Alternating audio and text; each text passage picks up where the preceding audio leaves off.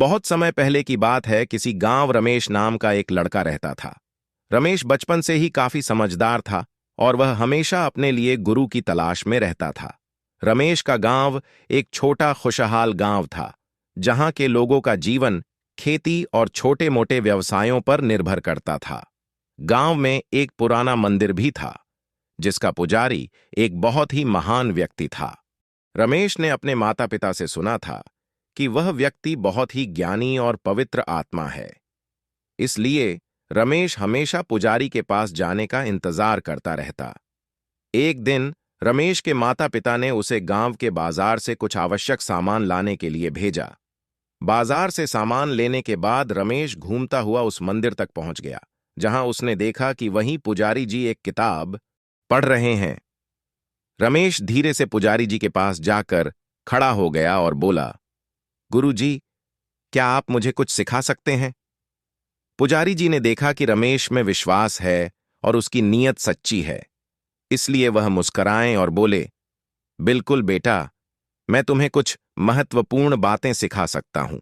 पुजारी जी ने रमेश को जीवन के बारे में अनेक अद्भुत बातें सिखाईं, जैसे कि कर्मों का महत्व, सच्चे मित्र की महत्वपूर्णता और आत्मा के अंदर शांति की खोज। रमेश पुजारी जी की बातों को ध्यान से सुन रहा था और अब रमेश ने पुजारी जी को ही अपना गुरु मान लिया था। वह समझ गया कि गुरु के ज्ञान में अटूट विश्वास रखने से अपने जीवन को सफल और संतुष्ट बनाया जा सकता है। रमेश रोज गुरु जी के पास जाने लगा और हर दिन उनसे एक नई सीख लेने लगा। गुरु जी ने उसे नैतिकता, ध्यान और सेवा की महत्वपूर्णता के बारे में सिखाया।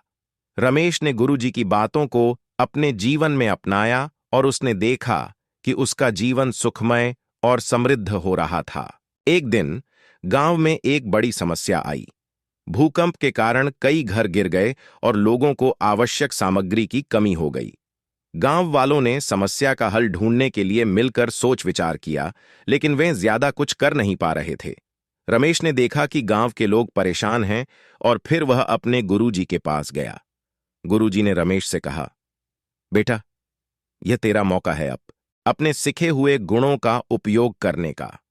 तू गांव के लोगों की मदद कर सकता है। रमेश ने गुरुजी की सलाह मानी और गांव के लोगों की मदद करने का निश्चय किया। उसने अपने मित्र को साथ लिया। वह पास के दूसरे गांव और शहर जाकर अपने गांव के लिए सामग्री और खाद्यान्न इकट्ठा करने लगा और घरों के निर्माण के लिए मदद लाने लगा। उसने दिन रात की परवाह किए बिना अपनी पूरी मेहनत इसी काम में लगा दी। रमेश और उसके मित्रों ने मिलकर 1 महीने के भीतर गांव का पुनः निर्माण किया और लोगों की मदद की।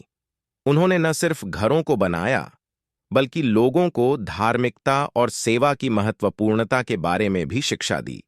गांव के लोग रमेश और उसके मित्रों की मदद। इस घड़ी में रमेश ने अपने गुरु पर अटूट विश्वास को सबके सामने प्रमाणित किया। गुरु जी ने रमेश को एक महान सीख दी, सेवा करने का महत्व। गुरु जी की शिक्षाओं ने रमेश को एक सच्चा और महान इंसान बना दिया, जिससे वह अपने जीवन को सार्थक और उद्देश्यपूर्ण बना सका। इस गुरु पर अटूट विश्वास कहानी से हमें यह सीखने को मिलता है कि अपने गुरु पर अटूट विश्वास करने से हम अपने जीवन में महत्वपूर्ण बातें सीख सकते हैं और समस्याओं का समाधान निकाल सकते हैं। रमेश ने गुरु के मार्गदर्शन में चलकर एक महान कार्य किया और हम सभी को यह दिखाया कि हमें अपने मार्गदर्शकों और गुरुओं के प्रति रखना चाहिए। अगर आपको यह गुरु पर अटूट विश्वास कहानी पसंद आई है तो कृपया शेयर कीजिए, साथ ही अपने सुझाव भी दीजिए।